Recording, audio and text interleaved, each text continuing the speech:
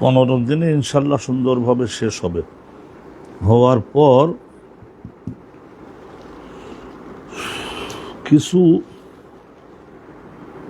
জিনিস আছে যেগুলি খুবই শ্রেষ্ঠ জিনিস, সেইগুলি ওয়াজের আকারে, হাদিস বর্ণনার আকারে না করে এমনিও কিছু করে দেখা যেতে পারে। কি কি হেডিং টেডিং আলাদা,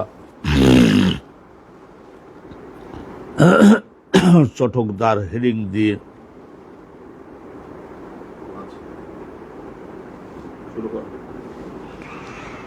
আলহামদুলিল্লাহ ওয়াসসালাতু ওয়াসসালামু আলা রাসূলিল্লাহ। বাবুন হাদাসানা মুহাম্মদ ইবনে সালাম قال حدثنا عبدة عن هشام بن عروة عن أبيه عروة عن عائشة।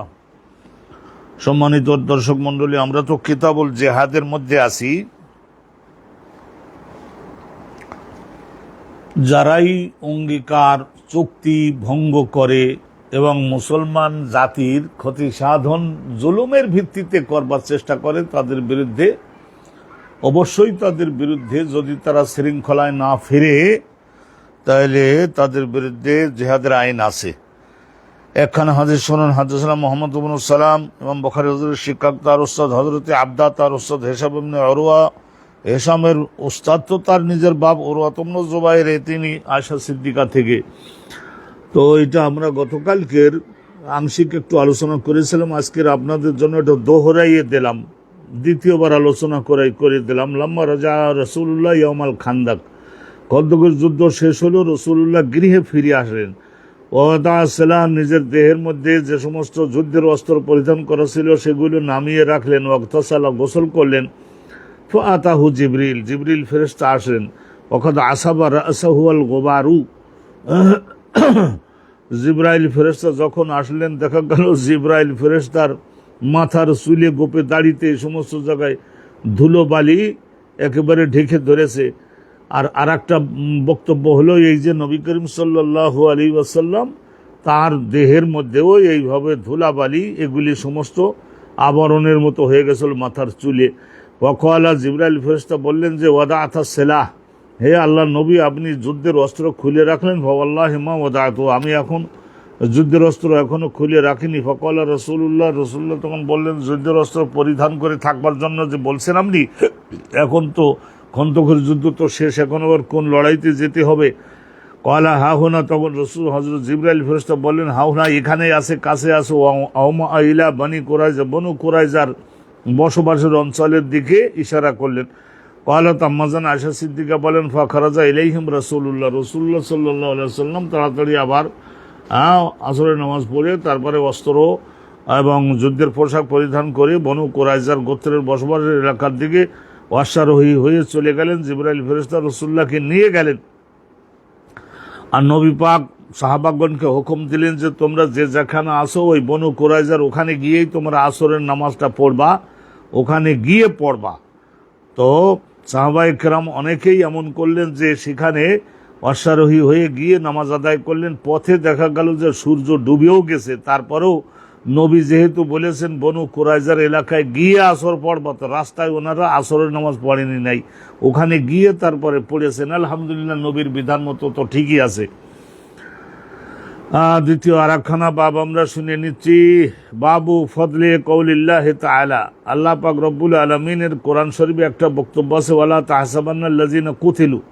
এই আয়াতখানা যে সমস্ত মুজাহিদ এবং শহীদগণের ফজিলত সম্পর্কে নাজিল হয়েছিল, তার মানে শহীদগণের কি ফজিলত, মুজাহিদগণের কি ফজিলত, সেটা এই বাবের মাধ্যমে ইমাম বুখারী হুজুর বর্ণনা করছেন।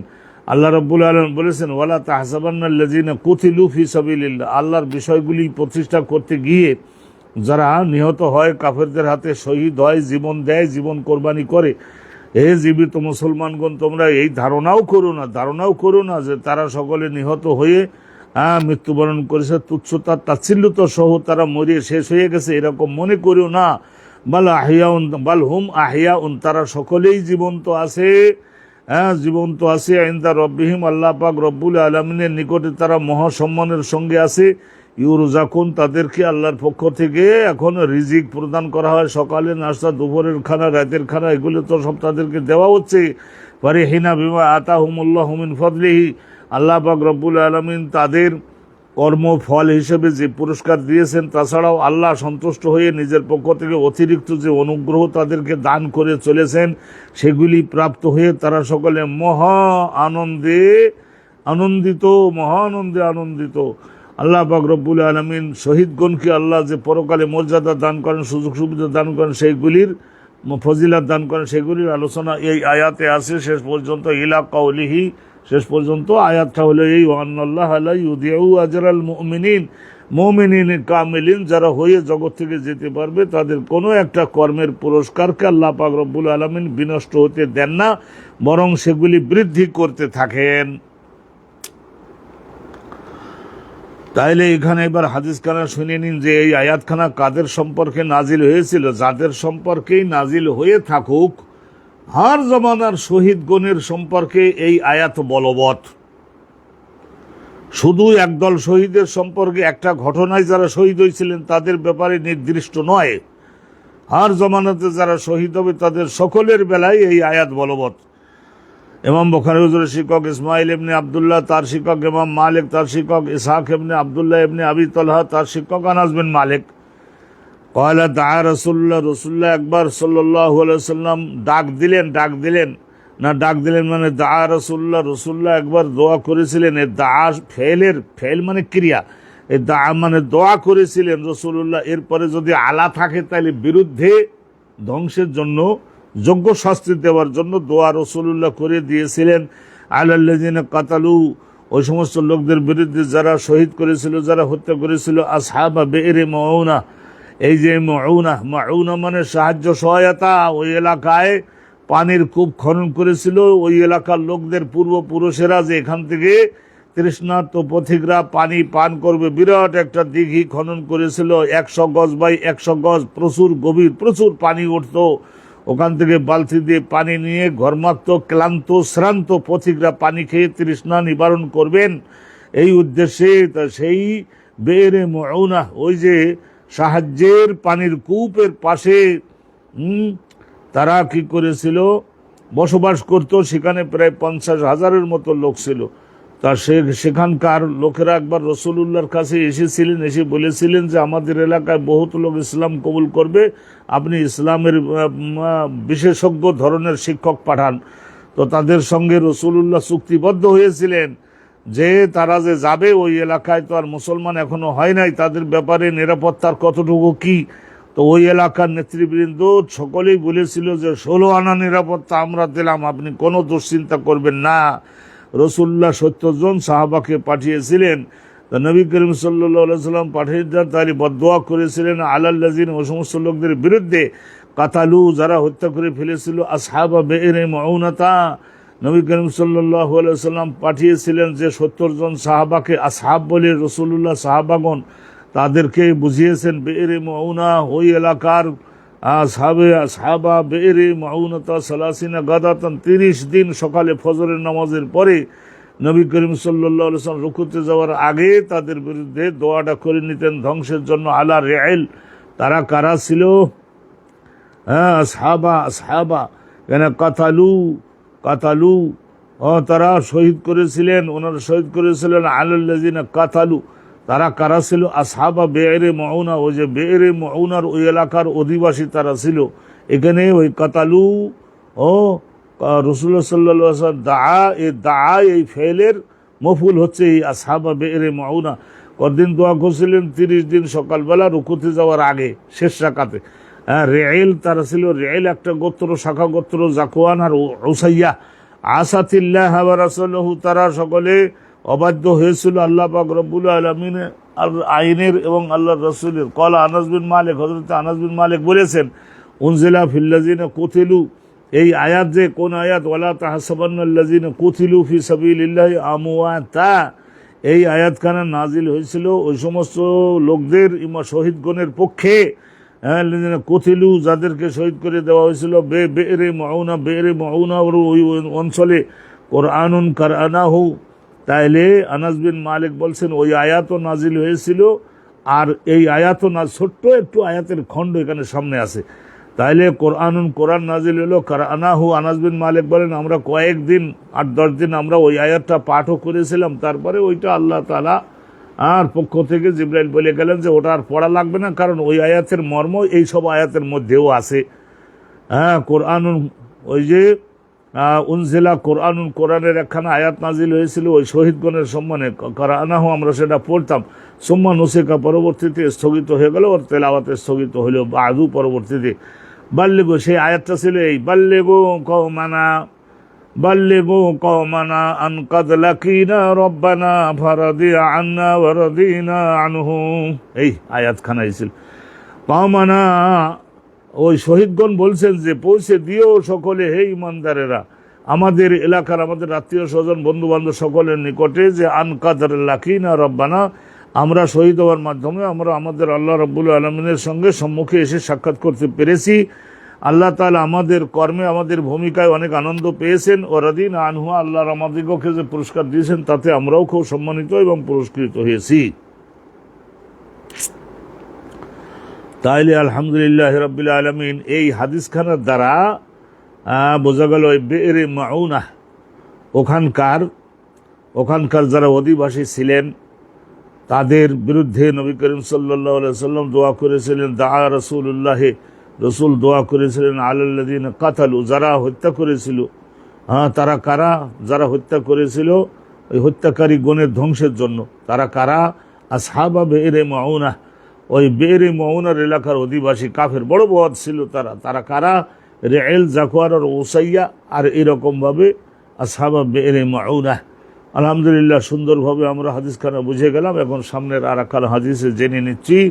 তাইলে এই বাবটা শেষ হবে। শহীদগণের ফজিলাত এখান থেকে বোঝা গেল যে ওখানে তো বললেন যে আল্লাহ আমাদেরকে যা দিয়েছেন তাতে আমরা মহাসম্মানিত, আর আমাদের এই শহীদ হওয়ার কারণে আল্লাহ আমাদের উপরে মহা আনন্দিত হয়েছেন, খুশি হয়েছেন। হাদাসানা আলী ইবনে আব্দুল্লাহ ক্বালা হাদাসানা সুফিয়ান ইবনে উয়াইনা আন আমর বলতে আমর ইবনে দিনার, সব তাবিঈ ছিলেন। সামিআ জাবির ইবনে আব্দুল্লাহ ইয়াকুল, জাবির বিন আব্দুল্লাহর কাছে উনি শুনেছেন, এদ তাবাজা, ইস্তাবাহা নাসুন আল খামারা ইয়াউমা উহুদিন। উহুদের যুদ্ধে তো সেদিন একবার বলেছিলাম আপনাদেরকে, উহুদের যুদ্ধ শাওয়াল মাসের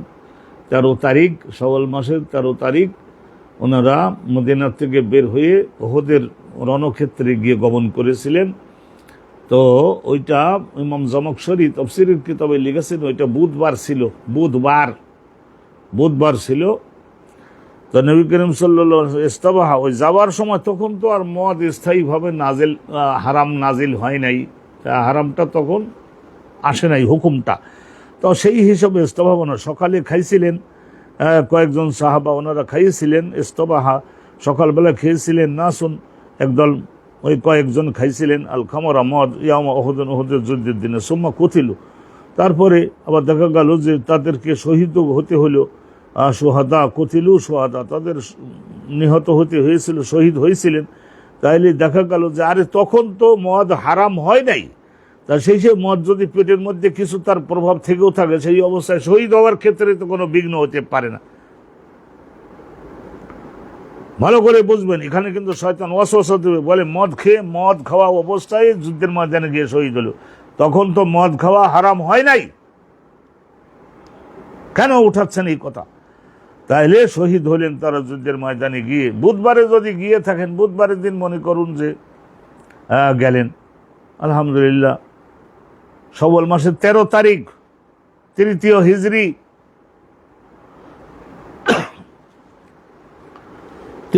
হিজরি, আরো প্রায় 2 বছর পরে মদ খাওয়াটা হারাম যে সেইটা আয়াত নাজিল হলো আরো 2 বছর পরে। তো ওই সময় তো নিষিদ্ধ হয় নাই, সেই জন্য ওনারা খাইছিলেন। আল্লাহর রাস্তায় যাওয়া, লড়াই করা ফরজ, তো গেছেন, শহীদ হয়েছেন।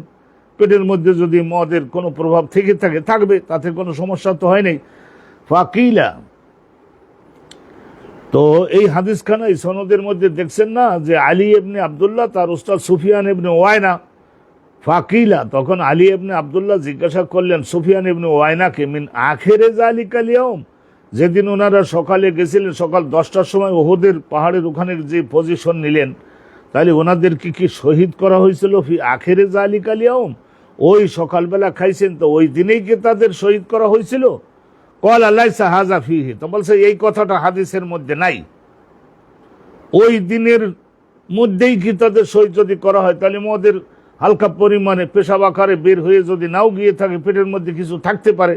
তো উনি বললেন যে আরে বাবা, এটা তো আমি হাদিসের মধ্য থেকে বলি নাই যে ওই দিনেই তো গেছেন। যেদিন মনে করে নেন বুধবারে, বুধ বৃহস্পতি শুক্র, তো মূল লড়াই হয়তো শুক্রবারে হয়েছে, তাইলে 2-3 দিনের মধ্যে তাদের পেটে, তাইলে ওই কথাটা ওইভাবে তো বলাটা কিরকম হলো।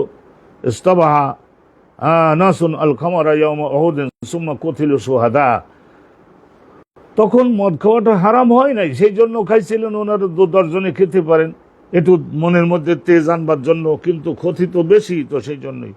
ক্বালা লাইসা হাযা ফীহি, এই অংশটা মিন আখিরে যালিকাল ইয়াউম, এই অংশটা হাদিসের মধ্যে দিতে পারবে না, ওটা তো আমি বলি নাই, তুমি কেন বাড়াইয়ে বলো।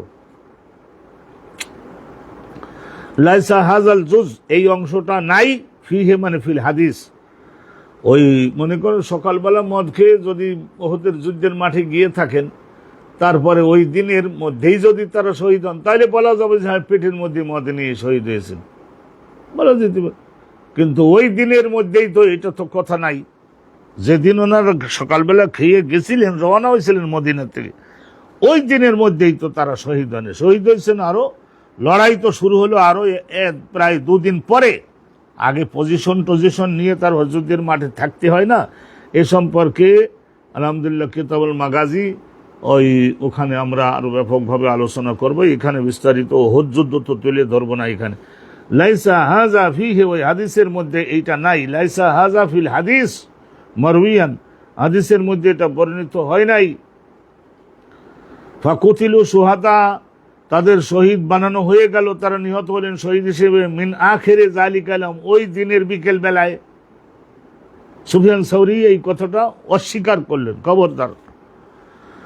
তাইলে আলহামদুলিল্লাহ সুন্দরভাবে সাব্যস্ত হয়ে গেল একটা জিনিস, শহীদদের মর্যাদা কি পরিমাণের হবে। সুবহানাল্লাহি ওয়া বিহামদিহি, আল্লাহর জন্য যারা জীবনটাই দিয়ে দিলেন, তাদের প্রতি আল্লাহ কি পরিমাণে। আর কি খেয়েছিলেন বলতে, ওইটা খাইছিলেন, আপনি তো আর হারাম বানান নাই, ওটা হারাম বানাইছিলেন। লা তাকরাবুস সালাতা ওয়া আনতুম সুকারা, মদ পান করে মাদকাসক্ত থাকা অবস্থায় তোমরা যেন সলাতের নিকটবর্তী হবে না। তো সকালবেলায় ফজর নামাজ পড়ে যদি এই ধরনের দেশি এক ধরনের মদ যদি ওনারা পান করে থাকেন, তা সেটা জোহরের নামাজের টাইম আসতে আসতে ওইটার প্রভাব ভ্যানিশ হয়ে যায়।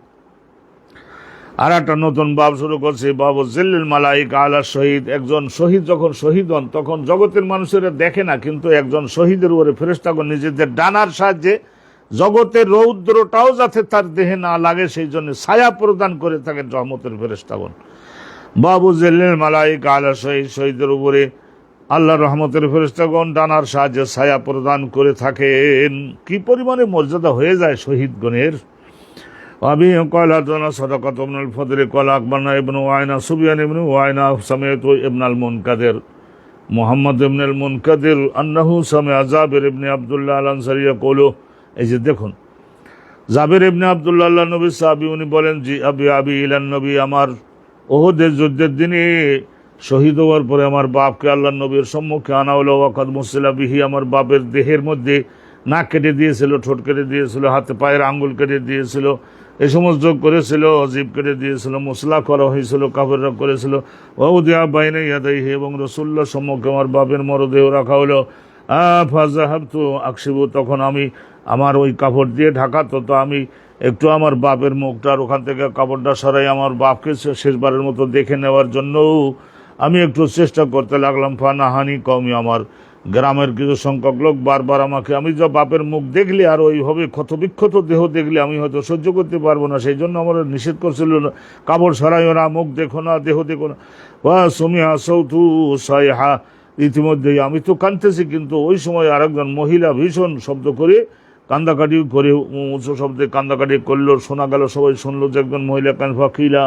তখন আশপাশের লোকরা বলল যে হযরতে জাবের ইবনে আব্দুল্লাহ, না জাবেরের বাপের ফুফি, জাবেরের বাপের ফুফি, তো উক্ত আমর, অথবা আমরের বোন, আমরের বোন যদি হয় উক্ত আমর, ওনার যদি মেয়ে হয় তাহলে জাবেরের ফুফি হবে, আর ওনার যদি বোন হয় তাহলে জাবেরের ফুফি হবে।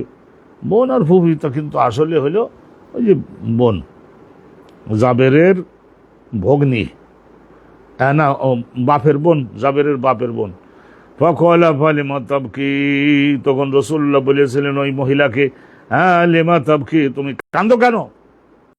তোমার ভাই তো বিরাট দরজা পেয়ে গেল, কাঁদো কেন? আনন্দিত হও, আও। লা তাবকি, রাসূলুল্লাহ বলেছিলেন লা তাবকি, কাঁদো না। আর আগের বাক্যের দ্বারা কি জন্য কাঁদো, আর পরের বাক্য যদি ধরি লা তাবকি মানে কেঁদো না। মাজালাতিল মালাইকাতু তুযিল্লুহা, আমি দেখতেছি আল্লাহর রহমতের কয়েকজন ফেরেশতা ডানা দিয়ে তাকে ছায়া দিচ্ছে দুনিয়ার এই রৌদ্রের তাপ থেকে তার দেহটাকে রক্ষা করবার জন্য, বিআজনিহাতা, নিজেদের ডানার সাহায্যে। কুলতুল সাদাকা। তাইলে এই সনদের মধ্যে আছে না ইমাম বুখারী হুজুর শিক্ষক সদাকা ইবনুল ফদল, ইমাম বুখারী বলছেন যে আমি আমার শিক্ষক সদাকাকে জিজ্ঞাসা করছিলাম আফিহে, ওই হাদিসের মধ্যে কি এই বাক্যটা আছে? হাত্তা রুফিআ, উঠাইয়ে কবরে নামানোর আগ পর্যন্ত ফেরেশতারা তাকে ডানার সাহায্যে ছায়া দিয়েছে। উঠাইয়ে কবরে দাফন করে দেওয়ার আগ পর্যন্ত ছায়া দেয়। হাত্তা রুফিআ, এই কথাটা কি হাদিসের মধ্যে আছে, থাকবে? কয়লা রুব্বামা কয়লাহু, তখন উনি বললেন যে আমার বেশিরভাগ মনে পড়ে যে আমার শিক্ষক সুফিয়ান ইবনে উয়াইনা উনি বলেছিলেন, কি বলেছিলেন, যে হাত্তা রুফিআ, হাত্তা রুফিআ, এই পর্যন্ত আছে হাদিসে, আমার যতটুকু মনে পড়ে, হাত্তা রুফিআ। তাহলে তার কি অর্থ হবে? ফামাজালাতিল মালাইকাতু তুযিল্লু বিআজনিহাতিহা হাত্তা রুফিআ। ক্বালাহু ইবনে উয়াইনা, উনি এটা বলেছিলেন, উনি বলছেন সাদাকা বললেন। আর একখানা বাব আমরা শুনে নিচ্ছি, বাবুন তামান্নিউল মুজাহিদে, একজন মুজাহিদ ব্যক্তি জিহাদ যে করতে যাবে তার মনের মধ্যে আকাঙ্ক্ষা এই থাকতে হবে, আইয়ারজিয়া ইলা দুনিয়া, ও তার মধ্যে মনে আকাঙ্ক্ষা থাকে, মুজাহিদ যে শহীদ হয়, মুজাহিদ যারা শহীদ হয় তাদের সকলের মনের মধ্যে এই আকাঙ্ক্ষা থাকে, আশা থাকে, আল্লাহর কাছে দাবি থাকে, আইয়ারজিয়া ইলা দুনিয়া, দুনিয়াতে আবার পাঠিয়ে দেন, আবার জীবন দেন, আবার শহীদ হই, আবার জীবন দেন, আবার শহীদ হই, আবার জীবন দেন, আবার শহীদ। স্বয়ং রাসূলুল্লাহ তো এটা ছিল। হাদাসনা মুহাম্মদ ইবনে বাশশার ক্বালা হাদাসনা গুনদারু, তাহলে ক্বালা হাদাসনা শুআবাতু ক্বালা হাদাসনা শুআবাতু সামাইতু কাতাদা সামাইতু আনাস ইবনে মালিক আনিন নবী সাল্লাল্লাহু আলাইহি ওয়াসাল্লাম ক্বাল। এইসব সনদের মধ্যে ব্যক্তিগণের নাম আপনারা বহুবার শুনেছেন, সেই জন্য আমরা অনেক সময় ওই জোর আবার অনুবাদ করি না। ক্বালা মা আহাদুন ইয়াদখুলুল জান্নাতা, তবে কোনো একজন শহীদ জান্নাতে যখন প্রবেশ করেই যায়, ইউহিব্বু, তখন তার মধ্যে তীব্র বাসনা জাগে, আইয়ারজিয়া ইলা দুনিয়া, দুনিয়াতে যদি আল্লাহ আর একবার তাকে ফিরে যাওয়ার সুযোগ দিতেন। ওয়ালাহু মা আলাল আরদি মিন শাইইন ইল্লা শাহীদ, তাইলে ওয়ালাহু মা আলাল আরদি মিন শাইইন, এই জগতের, এই দুনিয়ার জীবনে যত মাল সামানা পৃথিবীর মধ্যে আছে, সব মালের মূল্যের চাইতেও বেশি নিয়ামত কিন্তু আল্লাহ তাকে দান করে দিয়েছেন। তারপরেও শহীদ ব্যক্তি আল্লাহর কাছে কামনা করে, ইয়াতামান্না, কামনা করে, তাহলে সারা জগৎ তো দিলেনই আল্লাহ, তারপরে আবার দাবি করে জগতে পাঠাবেন আর একবার, হইউক্তালু, শহীদ আবার হতাম, আশারা মাররাতেন, 10 বার শহীদ হইতে রাজি। লেমা ইয়ারা মিনাল কারামা, কারণ শহীদের কারামত, সুযোগ সুবিধা এবং মর্যাদা, এগুলি সব যখন সে দেখবে, হাতে হাতে পাবে, তখন বলবে আরো 10 বার পাঠান, 10 বার শহীদ হব। তো আল্লাহ বললেন যে হইছে মিয়া, একবার শহীদ হলে যা দিলাম, 10 বার শহীদ হলেও তো ওই তো দিব, এই দুনিয়াতে যা আছে সবকিছুর সমান তো দিলাম তোমারে, আর বেশি মর্যাদা তো আর হবে না, তা যাইয়ে দরকার নাই। এটা একবার করে যাওয়ার আইন আমার এখানে। যারা পাপ করেছে তারাও বলবে আবার পাঠান, সংশোধন হয়ে আসি, বলে সুযোগ নাই। আর যারা শহীদ হয়ে তারা বলবে আর একবার পাঠান, আবার শহীদ হয়ে, আর বলে দরকার নাই। আল্লাহ পাক রব্বুল আলামিন বলেন দরকার নাই, আর দরকার নাই, যা পরীক্ষা করবার পরীক্ষা করা ফিনিশ, দরকার আর নাই। তাইলে একজন মুজাহিদ শহীদ আল্লাহর কাছে আশা করে জগতে আবার প্রেরণ করেন, এই মর্মটা এখানে বর্ণনা করা হলো। কারণ কি, যে এত বড় সম্মান সুযোগ, তাইলে মনে করুন এই নদীতে এত বড় বড়, এটা মিসাল হিসেবে আমি সবসময়ের জন্য পল্লীগ্রামের এগুলি তো দেখছি, জাল খেপলা ফেললেই 5 কেজি 10 কেজি করে নদীর পাঙ্গাস মাছ, ইলিশ মাছ ধরা পড়তেছে। তাইলে এখন 2 মণ 3 মণ মাছ বাড়িতে থইয়া আবার যাওয়ার জন্য আকাঙ্ক্ষা করে না, আর একবার যাই আরো বেশি করে আনি। এটা তো দুনিয়া, কিন্তু আল্লাহর বেলায় এই রকমের আইন নাই।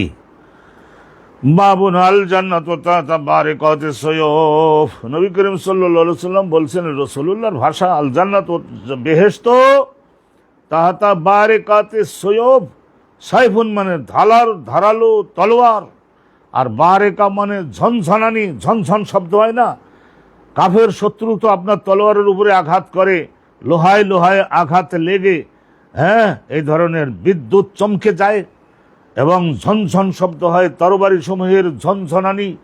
আর বিদ্যুতের ঝিলিকের নিচে আল্লাহ রাব্বুল আলামিন তার জান্নাতকে সহজভাবে রেখেছেন। তার মানে শুধু কেবল এখানেই রাখছেন তা না, অনেকেই সারা জীবন হয়তো মনে করে নিন বয়স্ক মানুষ জেহাদ করবার সুযোগ পান নাই, কিন্তু এত সহিভাবে ইসলামটার প্রতি দাওয়াত দিয়েছেন, দাওয়াত দিতে দিতে লক্ষ লক্ষ মানুষকে তাওহীদের উপরে এনেছেন। তাইও তার দাওয়াতের ছায়ার নিচে বেহেশত। খেদমত একজন মানুষ করেছেন, তার খেদমতের মাধ্যমে সে জান্নাত পাবে, সালাত সিয়ামের মাধ্যমে ও জান্নাত পাওয়া যাবে। অনেকেই বলে যে রোজা থাকলে, নামাজ পড়লে জান্নাত হবে, একটা দলিল আনতে পারবেন? আরে বাবা, এটা সহি হাদিসেই তো দলিল আছে। এগুলি সমস্ত কারাও এরকম চ্যালেঞ্জ দেয় যে অজ্ঞ যারা পড়েন নাই তারা এই ধরনের কথাবার্তা বলতে পারেন, যারা গভীরভাবে পড়েন তাদের ভাষা নিয়ন্ত্রিত হবে। আল জান্নাতু তাহতা বারিকাতিস সুয়ুফ, তরবারি সমূহের ঝনঝনানি, লোহায় লোহায় বাড়ি লেগে ঝনঝন শব্দ হয় না। আর বারেকা শব্দের অর্থ হলো বিদ্যুতের চমক। তো লোহায় লোহায় বাড়ি লাগলে ওই জায়গায় এরকম আগুনের মতো ফুলকি ছোটে। কোরআন শরীফের এক জায়গায় আছে বিসমিল্লাহির রহমানির রহিম, ওই সূরার মধ্যে, ওয়াল ফজরি ওয়া লায়ালি না, ওয়াল ফজরি না, ওয়াল আদিয়াতি দাবহান ফাল মুরিয়াতি কাদহান। এই যে ফাল মুরিয়াতে, একদল ঘোড়া পায়ের মধ্যে লোহার খুর বান্ধা, ওই পায়ের সাহায্যে সকালবেলায় যখন জিহাদের মাঠে প্রচণ্ড গতিতে দৌড়ে চলে, তখন খুরের সঙ্গে শক্ত পাথরের সঙ্গে আঘাত লেগে অগ্নি জ্বলে ওঠে। কাদহান মানে আগুনের স্ফুলিঙ্গ, মুরিয়াত মানে প্রকাশ করে যারা পায়ের খুরের আঘাত দ্বারা। তা এইটা কিছুদিন আগে সৌদি আরবের মধ্যে একজন সুন্দর করে আমাকে দেখালেন যে একটা ঘোড়া, সে বিরাট একটা পাথরের উপরে, বাস্তব ঘোড়া, সে একটা পাথরের উপরে খুরের সাহায্যে আঘাত দিল এবং সঙ্গে সঙ্গে সেখান থেকে অগ্নি জ্বলে উঠল। সেইটা এইটাই ওখানকার যিনি এটা দেখালেন তিনি ওখানে সঙ্গে সঙ্গে বললেন ফাল মুরিয়াতে কাদহান, এই যে আগুনের ঝলকানি, আগুনের এই যে প্রকাশ পাইল, আগুন জ্বলে উঠল, অশ্বের খুরের আঘাত পাথরের উপরে লোহার উপরে দেওয়ার কারণে পরিষ্কার আমি দেখলাম প্রত্যেকটা জিনিসের মধ্যে তো আগুন আছে। আল জান্নাতু তাহতা বারিকাতিস সুয়ুফ ওয়া ক্বাল আল মুগীরা, এ মুগীরা ইবনে শুবা আল্লাহ নবীর বিশিষ্ট সাহাবী। এই জন্য বর্তমান জমানা চিন্তা করে দেখেন, ইমাম বুখারী হুজুর শত শতবার মুগীরা ইবনে শুবা ওনার হাদিস রেওয়ায়েত করেছেন ইমাম বুখারী হুজুর। আর আমাদের এই জামানার একজন স্কলার রাজনৈতিক বিষয়কে কেন্দ্র করে তার বিরুদ্ধে অনেক সমালোচনা করেছেন, মেয়ারে হক না। তো এইটা আমরা এগুলি এড়িয়ে গেলেই ভালো করতাম। আখবারানা নবিয়ুনা মুগীরা বিন শুবা বলছেন যে আমাদের অবহিত করেছেন সাহাবাগণ, আমাদের রাসূলুল্লাহ, মান কুতিলা মিন্না সারা ইলাল জান্নাতি, ওই কথাটা, মান কুতিলা মিন্না সারা ইলাল জান্নাতি, আমাদের মধ্য থেকে কেউ যদি নিহত হয় তাহলে সরাসরি জান্নাতে চলে যায়। তখন রাসূলুল্লাহ যখন এই কথাটা বলেন মান কুতিলা মিন্না সারা ইলাল জান্নাতি, ওয়াকালা ওমর, ওমর পাল্টা বললেন, হযরতে ওমর উনি পাল্টা বললেন, পাল্টা মানে এর বিপরীতে, তাহলে রাসূলুল্লাহ সম্মানিত বলেন আলাইসা কাতলানা ফিল জান্নাতে, আমাদের শহীদগণ যদি সরাসরি জান্নাতে যান, ও কাতলাহুম, তাহলে আবু সুফিয়ানের সঙ্গে যারা নবীকে হত্যা করতে আসছিল তাদের মধ্যেও তো যারা নিহত হলো তারা সকলে সোজাসুজি জাহান্নামে যাবে। কয়লা রসুল্লাহ তখন বলেন, অবশ্যই এটাই সত্য, এটাই সত্য। ইসলাম ধ্বংস করতে এসে ইমানদারদের হাতে যারা নিহত হয়েছে তারা জাহান্নামে যাবে না তো তারা কোথায় যাবে? তারাও কি জান্নাতে যাবে? আর একখানা হাদিস শুনে নিলে এই বাপটা শেষও হয়ে যায়। হাদাসানা আব্দুল্লাহ ইবনে মুহাম্মদ ইমাম বুখারীর শিক্ষক তার উস্তাদ মুআবিয়া ইবনে আমর, তার শিক্ষক হযরত আবু ইসহাক, তার শিক্ষক মুসা ইবনে উকবা, তার শিক্ষক হচ্ছেন সালেম আবুন নদর। সালেম আবুন নদর, এই সালেম আবুন নদর কে ছিলেন?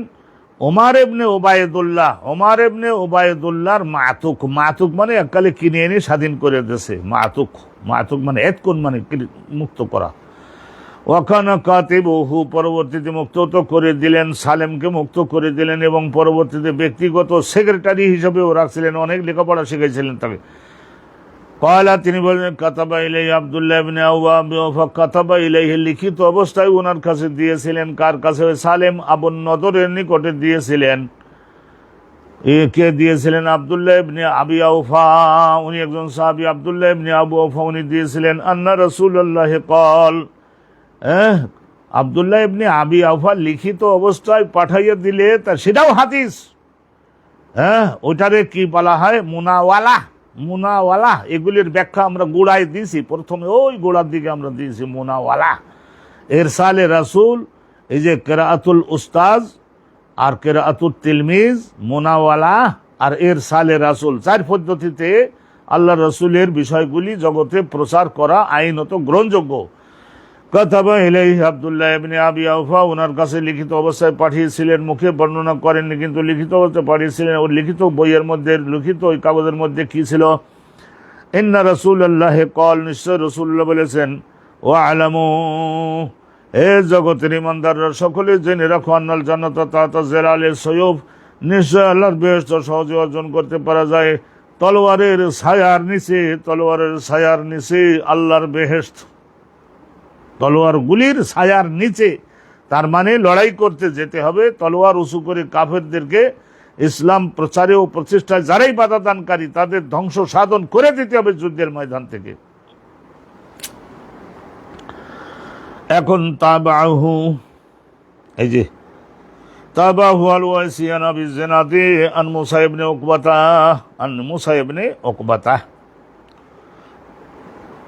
মুসা ইবনে উকবা এখানে মুতাবাদ করেছেন তাহার সহিত। তাহার সহিত মানে আগের সনদে মুআবিয়া ইবনে আমরের সহিত, মুআবিয়া ইবনে আমরের সহিত মুতাবাদ করিয়াছেন। কিন্তু ওখানে মুআবিয়া ইবনে আমরের উস্তাদ ছিলেন আবু ইসহাক, কিন্তু এখানে হলো ইবনে আবি জিনাদ,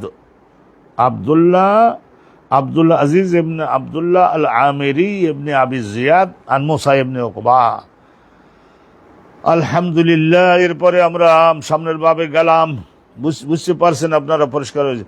বাবুমন তলাবাল ওয়ালা দালিল জিহাদ, একজন ব্যক্তি যদি আশা আকাঙ্ক্ষা করে, চেষ্টা সাধনা করে, বিবাহ শাদী করে, সন্তান ছেলে মেয়ে যদি এই ধরনের উৎপাদন করতে চায় যে জেহাদ করবে, আল্লাহর বিষয়গুলি সংরক্ষিত রাখবার জন্য তারা যোদ্ধার ভূমিকা পালন করে, ছেলেও হতে পারে, মেয়েও হতে পারে।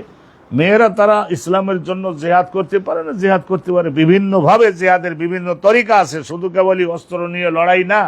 আর বর্তমান জমানায় তো আলহামদুলিল্লাহ মেয়েরা যদি ভালো করে প্রশিক্ষণ দেওয়া যায়, সেই রকমের সাহসী বাপের সাহসী কন্যা যদি হয়ে থাকে, সেই রকমের ট্রেনিং যদি হয়ে থাকে, এডুকেশন যদি হয়ে থাকে, তাহলে যুদ্ধ বিমান দ্বারাও তো কাফেরদের বিরাট ক্ষতি সাধন করে গাজিয়া হয়ে দেশে ফিরতে পারে। মান তলাবাল ওয়ালা দালিল জেহাদ, এখন জেহাদ করবার জন্য যদি কেউ ছেলেমেয়ে উৎপাদন করবার জন্য খোঁজে, অনুসন্ধান করে, সেটা ধন্যবাদ। হর জমানাতে ইসলামের দুশমন থাকবে। ইউরিদুনা আইয়ুতফিউ নূরাল্লাহ, আল্লাহর ইসলামকে ধ্বংস সাধন করবার জন্য কিয়ামতের আগ পর্যন্ত কাফেররা চেষ্টা করবে। মুসলমানদেরকে চেষ্টাও করতে তো হবে তাদের পরাজিত করবার জন্য, ইসলামকে সুরক্ষিত রাখবার জন্য। এটা হেডিং গেল। এই সম্পর্কে শোনেন, ওয়াকাল আল্লাহ ইসলাইজমিন সাদ বলেছেন, হাদাসিনী জাফর ইবনে রবিয়াতা, তার উস্তাদ ছিলেন আব্দুর রহমান ইবনে হরবজ। তিনি বলেন, আবু হুরায়রার কাছে শুনেছি, আন রাসূলিল্লাহ, আল্লাহ নবীর কাছে আবু হুরায়রা শুনেছেন, ক্বালা, রাসূলুল্লাহ সাল্লাল্লাহু আলাইহি ওয়াসাল্লাম বলেছিলেন, রাসূলুল্লাহ ছাড়া এগুলি বলবার ক্ষমতা অন্য কারো দাদারও তো নাই, বাপের তো পরে। দাদারও তো নাই, রসুল্লাহ ছাড়াও আর কারোর কাছে জিবরাইল এসে জানাবেও না আর বলতেও পারবে না। কলা সুলাইমান ইবনে দাউদ, হযরতে সুলাইমান ইবনে দাউদ, হযরতে সুলাইমান ইবনে দাউদ, সুলাইমান ইবনে দাউদ, দাউদ নবীর ছেলে, সুলাইমান নবী। তো ওনার বিশাল সাম্রাজ্য আল্লাহ দিয়েছিলেন। আপনারা শুনে থাকবেন যে পৃথিবীর সমগ্র পৃথিবীর মধ্যে 4 জন রাজা বাদশাহ, 2 জন কাফের, 2 জন মোমেন বিশ্ব শাসন করেছেন। একজন হল সুলাইমান নবী আর একজন হল জুলকারনাইন ইসলামের পক্ষে, আর কাফেরদের পক্ষে একটা হলো নমরুদ আর একটা হলো ওই যে বখতে নাসার। অনেকে বলছেন যে বখতে নাসার, হ্যাঁ বখতে নাসার, নসর বলে মানে বখতে নসর। যাই হোক,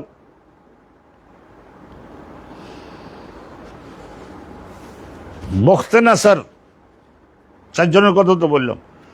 তো সুলাইমান ইবনে দাউদ ওনার বিশাল সাম্রাজ্য দিয়েছেন। এখন তো সব জায়গায় তো আর ভালো মানুষ না, অনেক জায়গায় তো লড়াই জেহাদ করা লাগে।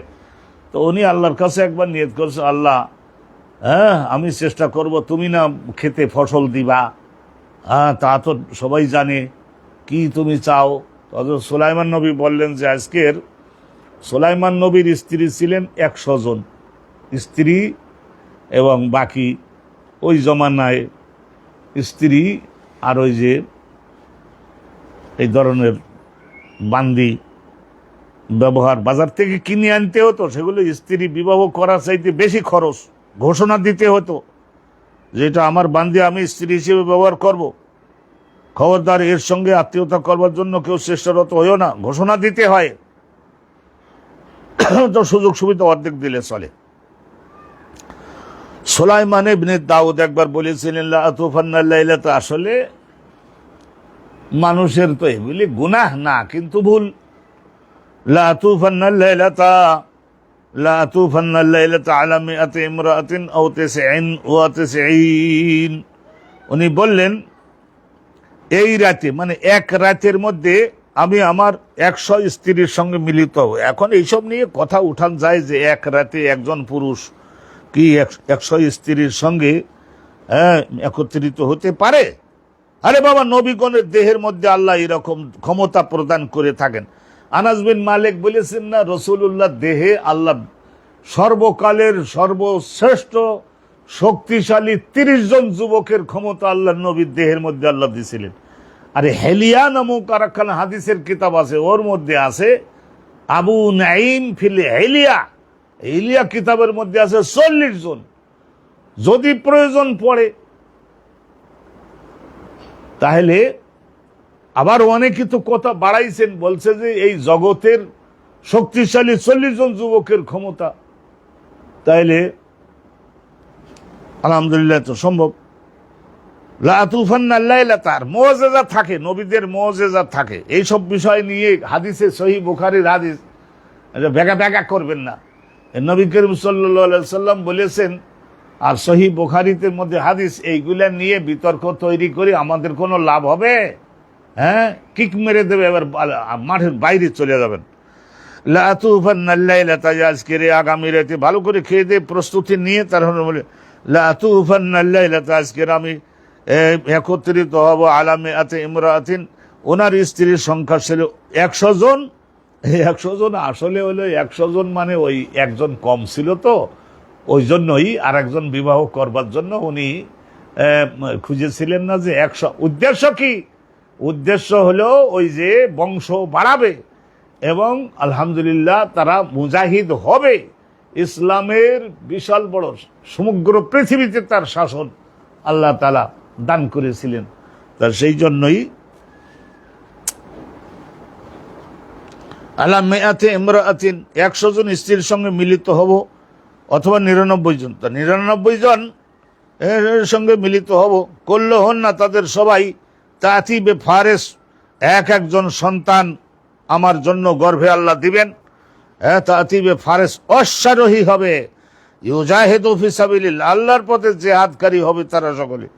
ফাকালা লাহু সাহিবুহু, তা ওই জমানায় ফেরেশতারাও আশেপাশে থাকতেন, আর বিশেষ করে উনি তো নবী, তখন ফাকাল লাহু সাহিবুহু, ওই পাশে থাকা একজন ফেরেশতা, ওনার সঙ্গী সাথী, উনি বলেছিলেন, তো ওই পাশে যে সঙ্গী সাথী যেটা ছিল সেটা ছিল একজন ফেরেশতা।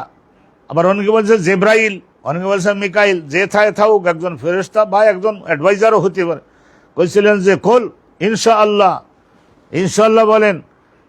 ইনশাআল্লাহ ফলাম ইয়াকুন ইনশাআল্লাহ, অন্যান্য দিকে মনোযোগ দেওয়াতে উনি আর ইনশাআল্লাহটা বলতে পারেন নাই। তা একত্রিত তো হলেন, পণ্ডশ্রম করলেন। ফালাম তাহমিল মিনহুন্না ইল্লা ইমরাতুন ওয়াহিদা, তা তাদের সকলের মধ্যে চেষ্টা সাধনা করলেন, কিন্তু একজন মাত্র ওই রাতে একত্রিত হওয়ার ওসিলায় হামিল হলেন, গর্ভে সন্তান পাইলেন মাত্র একজন স্ত্রীর, বাকি 98 জন ফেলিওর, কিছুই হইল না। আল্লাহর দয়া না হলে সেই বীজে কি আর খেতে ফসল হয়? জাআত বিশাক্কি রাজুলিন, তাহলে দেখা গেল যে ওই যে একজন মাত্র মহিলা, ওটাও তো ইনশাআল্লাহ বিহীন। তাহলে কি করলো? উনি একটা সন্তান ভূমিষ্ঠ করলেন বিশাক্কি রাজুল। তাহলে বিশাক্কি রাজুল মানে অর্ধেকটা পুরুষ আর অর্ধেকটা ওই ধরনের ভালোভাবে হয় নাই। তার মানে একটা কামেল পুরুষের যে ক্ষমতা হয় তার অর্ধেকটা হলো, অর্ধেক যোগ্যতা সম্পন্ন। আমি কিন্তু এই সমস্ত কথার বহু ব্যাখ্যা আমার কাছে আছে না, এই সমস্ত কথার অনেক ব্যাখ্যা। বিশাক্কি রাজুল, শাক্কি রাজুল, একজন কামেল পুরুষের অর্ধেকটা যোগ্যতা দিয়ে একটা পুত্র সন্তান হলো, তথা সেটাও তো কামের না। আল্লাযী নাফসু মুহাম্মাদিন বিয়াদিহি, আর রাসূলুল্লাহ সাল্লাল্লাহু আলাইহি সাল্লাম বলছেন, আমি মুহাম্মাদুর রাসূলুল্লাহ, আল্লাহর রাসূল মুহাম্মাদের জীবনটা যে আল্লাহর হাতে, সেই আল্লাহর নামের কসম করে সাক্ষী বানাই আমি কথাটা বলি। লাউ ক্বালা ইনশাআল্লাহ, যদি উনি ইনশাআল্লাহ ঠিক ভক্তির সঙ্গে বলতেন, লা জাহাদু ফি সাবিলিল্লাহ, তাহলে 100 স্ত্রী 100 পুত্র সন্তান দিতেন। আর কি দিয়ে হতো? তারা সবাই যোদ্ধা হতো, অশ্বারোহী হতো, একজনও বাদ পড়তো না। ইনশাআল্লাহ না বলাতে হলো না, ইনশাআল্লাহ না বলাতে হলো না। তাহলে আগেকার জমানায় এমনি মানুষও সংখ্যায় কম ছিলেন, গোটা পৃথিবী পড়ে রয়েছে। তখন মানুষের বসবাস ধরে নেন এই যে ইন্ডিয়ার পশ্চিম এলাকা পর্যন্ত একটু বিস্তৃত হয়েছে, ফাঁকা ফাঁকা ফাঁকা ফাঁকা। ইউরোপ আমেরিকায় মানুষ হওয়ার তো কোনো প্রশ্নই ওঠে না। ওই ইয়ামান দেশ, সৌদি আরবের কিছু এলাকা, ইন্ডিয়ার পশ্চিম এলাকা, তুরস্কের কিছুটা, ওই এলাকায় গোটা পৃথিবী পড়ে আছে না। সেই জন্য তখন বৈধ ছিল, যদি যোগ্যতা থাকে দৈহিক, যোগ্যতা যদি থাকে আর্থিক, তাহলে তখন এই সমস্ত ব্যক্তিদের জন্য 100 স্ত্রী গ্রহণ করার আইন ছিল। এই সমস্ত বিষয়ে কিন্তু আমার কাছে ব্যাপক আলোচনা আছে, তা সেইগুলি এখানে তো আর ঝাড়তে বসবো না, তাহলে তো সেটার বাবদেই লাগবে আমার 5 দিন।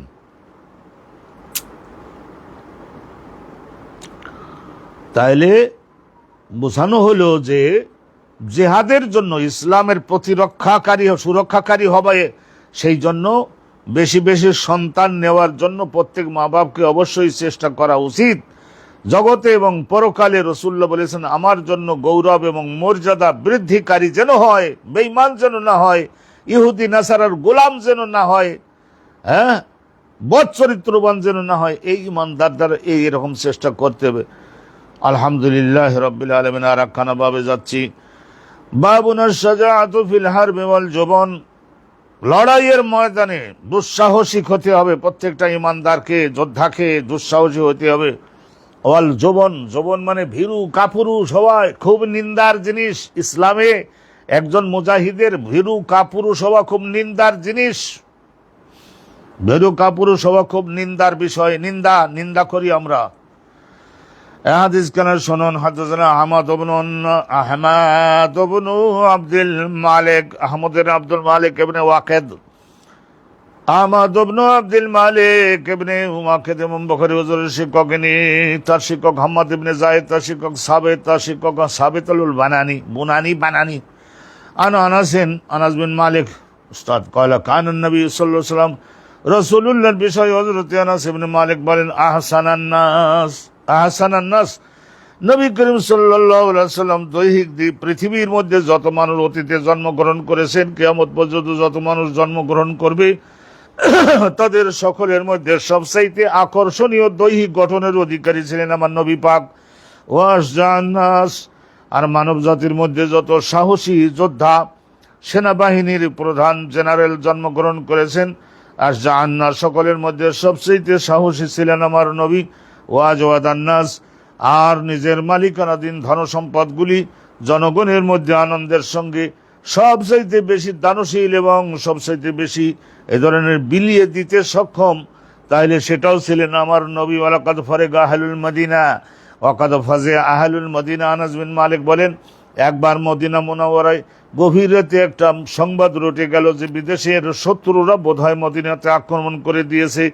এই ধরনের খবর যখন রটে গেল, ওয়াকান নবী সাল্লাল্লাহু আলাইহি সাল্লাম তখন সব চতুর্দিক দিয়ে অস্ত্রে সজ্জিত হয়ে ঘোড়ায় আরোহণ করে, সকলে বিদেশি শত্রু আক্রমণ রাতে করতেও পারে, তাহলে সকলে বের হলেও তাহলে সকলে বাইরে হলো, কিন্তু অগ্রসর হয়ে সবচেয়ে আক্রমণ করবার ডেঞ্জারের জায়গা যেটা, সেই জায়গায় সকলে গেল। সাবাকাহুম আলা ফারাস, সকলের মধ্যে রাসূলুল্লাহ নিজের ঘোড়াটা 16 আনা রেডি ছিল। সব লোক বাহির হলো, কিন্তু সবার আগে রাসূলুল্লাহ সাল্লাল্লাহু আলাইহি ওয়াসাল্লাম সকলের অগ্রে অশ্বারোহী হয়ে চলে গেলেন। অলরেডি তিনি গোটা মদিনা শহরের কমপক্ষে 10 মাইল অলরেডি চক্কর দিয়ে শেষ করেছেন, যে কোনো জায়গায় একা একা। কলা ওয়াজাদনাহু বাহারান, হযরতে আনাস বিন মালিক বলেন যে সর্বশেষে আমরা সকলে পেয়ে গেলাম আল্লাহ নবীকে বাহারান। বাহারান মানে দরিয়া, সাগরের মতো বিশাল। এবং এই ধরনের সাগর যেমন ঢেউ তুলে তুলে এইভাবে বহমান হতে থাকে, রাসূলুল্লাহ একেবারে বিদ্যুৎ গতিতে ঘোড়া চালিয়ে কয়েকবার চক্কর দিয়ে আসছেন গোটা মদিনা। আর রাসূলুল্লাহ বললেন যে কলো ভয় পাইও না, মদিনার সীমানার মধ্যে কোনো প্রকারের বিদেশি শত্রু প্রবেশ করতে পারে নাই, আমি ইতিমধ্যেই দেখে আসছি। সুবহানাল্লাহ, বলুন সুবহানাল্লাহি ওয়া বিহামদিহি। রাসূলুল্লাহ কি পরিমাণে সাহসী ছিলেন, কি পরিমাণে তেজস্বী অশ্বারোহী ছিলেন, কি পরিমাণে দানশীল ছিলেন, কি পরিমাণে দৈহিকভাবে সুদর্শনের অধিকারী ছিলেন, এই হাদিস থেকে আমরা জানতে পারি। এই ধরনের যোদ্ধাগণকে সাহসী হতে হবে। ভীরু কাপুরুষের মতো বাড়িতে শুয়ে থাকলে তো অনন্তকাল আপনারে তো আর কিয়ামত পর্যন্ত আল্লাহ বাঁচাই রাখবেন না, আজরাইলও আপনারে ছাড়বে না। আর আকানা হাদিস শুনে নিন। আদানা বলি আমান কলা আকবরানি শুআইব বিন যুহরি কলা আকবরানি ওমর ইবনে মুহাম্মদ ইবনে জুবাইর ইবনে মুতঈম। তাইলে এখানে জুবাইর ইবনে মুতঈমের ছেলে মুহাম্মদ, তার ছেলে ওমর, মুহাদ্দিস হয়েছিলেন আল্লাহ। আন্না মুহাম্মাদান, এই যে মুতঈম ইবনে আদি নবী পাকের যে একবার এত বড় সাহায্য করেছিলেন। আহা, মুতঈম ইবনে আদি ওনার হিস্টোরিটা আপনাদের আর এক সময় জানাবো ইনশাআল্লাহ। মুতঈম ইবনে আদি তায়েফের থেকে আঘাতপ্রাপ্ত হয়ে নবী যখন আসছিলেন, তখন আবু জেহেল ঘোষণা দিয়েছিল যে মুহাম্মদের নাগরিকত্ব নাই, মক্কায় ঢুকতে দেব না। তখন এই মুতঈম ইবনে আদি আবু জেহেলের গভর্নমেন্টের মধ্যে হোম মিনিস্টারের দায়িত্বে ছিলেন। উনি বলেছিলেন, ওনার গোত্রের 500 যোদ্ধাকে নিয়ে বলেছিলেন যে আমরা মুহাম্মদকে রাজনৈতিক আশ্রয় প্রদান করলাম, আসেন তো দেখি, আপনি নিজের বাপের ভিটায় আসেন, কে আপনাকে বাধা প্রদান করে, আমরা একটু দেখে ছাড়ি। এই যে মুতঈম ইবনে আদি, সুবহানাল্লাহ, হায় হায় হায় হায় হায়, ইসলাম কবুল করবার সুযোগ পান নাই, কিন্তু ওনার ছেলে জুবায়ের, উনি তো বাঘা সাহাবী হয়েছিলেন আল্লাহ নবীর। ওনার ছেলে মুহাম্মদ, তার ছেলে ওমর, নামগুলা দেখছেন। আন্না মুহাম্মদ ইবনে জুবায়ের কল আকবরানি জুবায়ের ইবনে মুতঈম ওনাকে বলেছেন, আন্নাহু বাইনামা হুয়া ইয়াসিরু মা রাসূলিল্লাহি সাল্লাল্লাহু আলাইহি ওয়াসাল্লাম মা হুয়া নাসু মাকফালাহু মিন হুনাইন। একখানা হাদিস শুনুন, হাদিস একখানা শুনুন, আজকে এখানে হাদিস শুনুন, সহিহ বুখারী কিতাবুল জিহাদ। জুবায়ের ইবনে মুতঈম বলেন, আন্নাহু, এই জুবায়ের ইবনে মুতঈম বাঘা সাহাবী ছিলেন। এখানে হলো জিম দিয়ে লিখতে হবে, জিম বা ইয়ারা জুবায়ের, দৈহিক দিয়ে যে শক্তিশালী তারে বলে জুবায়ের, জাবের বা জুবায়ের বা জব্বার। জুবায়ের ইবনে মুতঈম ইবনে আদির ছেলে। আন্নাহু বাইনামা হুয়া ইয়াসিরু মা রাসূলিল্লাহ, উনি আল্লাহর নবীর সঙ্গে সফর করতেছিলেন। মা রাসূলিল্লাহ মাআহু আন-নাস, রাসূলুল্লাহর সঙ্গে রাসূলুল্লাহ সাল্লাল্লাহু আলাইহি সাল্লামের সঙ্গে আরো 4-500 লোক। মা হুয়ান নাস, কারণ ওই হুনাইনের যুদ্ধ, মক্কা জয়ের পরে হুনাইনের যুদ্ধ শেষ করে তারপরে মদিনার দিকে যাওয়ার পথে মা হুয়ান নাস, রাসূলুল্লাহর সঙ্গে বহু সংখ্যক ধরনের মদিনার সাহাবা, মুহাজির আনসার, তারা সকলে মিলে মাগফালাহু মিন হুনাইনেন, মাগফালাহু কাফালা এক পলো, তার মানে ব্যাক করা, ফিরে আসা। হুনাইনের যুদ্ধ শেষ করে রাসূলুল্লাহ মদিনার দিকে যাচ্ছিলেন। মক্কা এবং মদিনার মাঝখানের এই ঘটনাটা, আর হুনাইনটা এইটাও মক্কা এবং মদিনার মাঝখানে একটা এলাকা, এলাকাতিল আরাব, ওই গ্রাম্য বহু সংখ্যক নাদান মানে জানে না, শোনে না, এই ধরনের লোকদেরকে আমরা নাদান বলি। না দান, না মানে না, আর দানা মানে জানা, যারা জানে না তারাই তো এইরকমই করে। এলাকাতিল আরাব, ঝুলে থাকলো রাসূলুল্লাহর সঙ্গে পল্লী গ্রামের কিছু সংখ্যক লোক, ইয়াসআলুনাহু, আমার এইটা দেন, আমার সেইটা দেন, আমার এইটা দিতে হবে, আমার সেইটা দিতে হবে, আমার 100 উট দিতে হবে, আমার 500 ছাগল দিতে, ভাড়া দিতে হবে, দম্বা দিতে হবে। ইয়াসআলুনাহু, দাবি করতে লাগলো না, আরে নও মুসলিম তো, তাই জন্য 4000 হয়েছিল নও মুসলিম। মক্কা জয়ের পরের ঘটনা তো, 4000 হয়েছিলেন নও মুসলিম, আর মুহাজির আনসার সাহাবী যারা মদিনা, তারা 10,000, 14,000 মিলিটারি নিয়ে রাসূলুল্লাহ হুনাইনের যুদ্ধে গমন করেছিলেন। ভালো করে ধরবেন, তাহলে এই হুনাইনের যুদ্ধের বিস্তারিত আলোচনা এখন দিতে গেলে হাদিস পড়া আমাদের লটে উঠে যাবে। এলাকাতিল আরাব, পল্লী গ্রামের লোকেরা ঝুলে থাকলো রাসূলুল্লাহর সঙ্গে।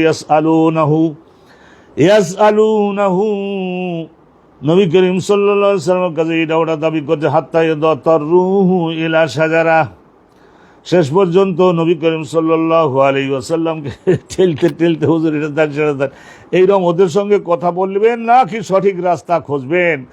শেষ পর্যন্ত নবী পাককে বাধ্য করলো তারা এমন একটা বাবলা গাছ, হাজার হাজার বাবলা গাছের বাগানের দিকে যেতে। তো রাসূলুল্লাহ গেলেন, ওই এলাকায় গেলেন।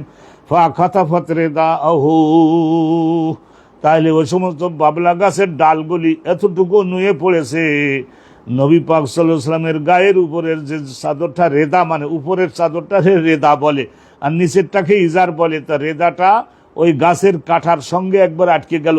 ফাওয়াকাফান নবী সাল্লাল্লাহু আলাইহি ওয়াসাল্লাম, রাসূলুল্লাহ সাল্লাল্লাহু আলাইহি ওয়াসাল্লাম তখন বাধ্য হয়ে, ওই যেহেতু বাবলা গাছের কাঠায় নবী পাকের গায়ের চামড়া, ওই যে উপরের চাদরটা আটকে গেছে, তো রাসূলুল্লাহ একটু থামতে তো বাধ্য হলেন। আর এনে ওই উটের পিঠেই তো ছিলেন, তো তাই ফাকালা আতুনি, তখন রাসূলুল্লাহ বললেন, তাদেরকে বললেন, আতুনি, আরে আমার চাদর তো আটকে গেছে, চাদরটা নামাও, আদাও রেদাই লাউখান আলী আদাদা। তারপরে নবী করিম সাল্লাল্লাহু আলাইহি ওয়াসাল্লাম ওই জায়গায় দাঁড়াই বলেছিলেন, এই কথাটা বলছিলেন, সুবহানাল্লাহ বলুন।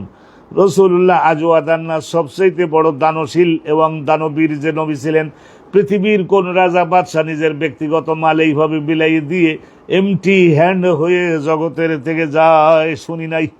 লাউকান আলী আদাদা হাযিহিল ইদা, ওই জায়গায় তাকাইয়ে দেখলে দেখা যায় লক্ষ লক্ষ ছোট ছোট চারা বাবলা গাছ, কাঠাওয়ালা গাছ। এদাদ আইন দাল হা, লক্ষ লক্ষ এই ধরনের কণ্টক বিশিষ্ট মানুষের দেহের সমান উঁচু কাটা গাছ, কাঠাযুক্ত গাছ, এইগুলি লক্ষ লক্ষ ওই এলাকায়। মনে হলো যেন 100 বর্গ কিলোমিটারের এলাকায় ছোট ছোট ওই বাবলা গাছের মতো কাঁটাওয়ালা গাছ। একটা বাবলা গাছ, আমাদের দেশের বাবলা গাছ কিনা জানি না, এক এক দেশের বাবলা গাছের মধ্যে অনেকটা কাটা হয়। রাসূলুল্লাহ তাদেরকে বললেন, তোমরা আমার কাছে ছাগল, ভেড়া, বকরি, দুম্বা তো চাইছো 70,000-এর মতো, এটা শর্ট বলে দিলাম, হুনাইনের যুদ্ধে 70,000-এর মতো ভেড়া, বকরি, দুম্বা দখল হয়েছিল। 15,000-এর মতো গাধা, খচ্চর এবং ঘোড়া, 15,000-এর মতো দখল হয়েছিল। আর আপনার যে উট এবং এই ধরনের উট এবং গরু আর মহিষ কম, তবে যেখানে পানি থাকে, ঘাস লতাপাতা থাকে, সেখানে মহিষ হয়তো। এই ধরনের গরু এবং উট এগুলি দখল হয়েছিল প্রায় এই ধরনের, তাও প্রায় 20,000-এর মতো। কি পরিমাণে মাল দখল হয়েছে, সুবহানাল্লাহ। আপনারা বলবেন যে হুজুর ব্রেন ঠিক আছে কিনা? আরে বাবা, ব্রেন তো ঠিক আছে। ওই জমানায় তাইফের এলাকা কৃষি এলাকা, ওই এলাকার ইট ওয়াজ ওয়ার পলিসি। ভালো করে মনোযোগ দিয়ে একটু শুনে নিন দয়া করে, তাহলে বুঝতে পারবেন। আমি যখন কামিল ক্লাসের ছাত্র ছিলাম, হাদিস পড়ি, তখন আমার মনের মধ্যেও এই প্রশ্নটা জাগ্রত হতো। যুদ্ধের ময়দানে এত ভেড়া, বকরি, দুম্বা, গরু, ছাগল, উট এবং ঘোড়া, গাধা, খচ্চর, এইগুলি আর সমস্ত বুড়ো বুড়ি, মেয়ে লোক আর বাচ্চা আনছে 15,000। কি জন্য আনছে এগুলি? ইট ওয়াজ ওয়ার পলিসি। যুদ্ধের ময়দানে নিজের মা বাপকে, নিজের সুন্দরী যুবতী স্ত্রী আর নিজের কলিজা টুকরা সন্তান ছেলে মেয়ে, সেইগুলিকেও যুদ্ধের ময়দানে আনতে বাধ্য করত সেই দেশের সমাজ, সেই দেশের যুদ্ধ আইনে এটা ছিল। কারণ কি জানেন? কারণ কি? এই সমস্ত সকল জানে, আমি যদি চাচা আপন প্রাণ বাঁচা এই মনে করি আমি যোদ্ধা যদি পলাইয়ে যাই, তাইলে আমার স্ত্রী শত্রুদের হাতে পড়বে, তাদের দাসী হয়ে যাবে, তাদের অঙ্ক সাইনি হয়ে যাবে। অতএব নিজের বাপ মাগুলি তাদের দাসী হয়ে যাবে, ছেলে মেয়েগুলি সারা জীবনের জন্য দাসী হয়ে যাবে।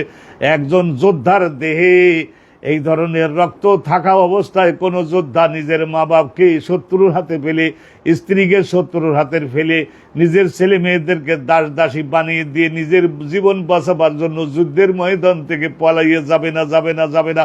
সেই জন্য বলা হয়েছিল এগুলিকে মাঠে আনো।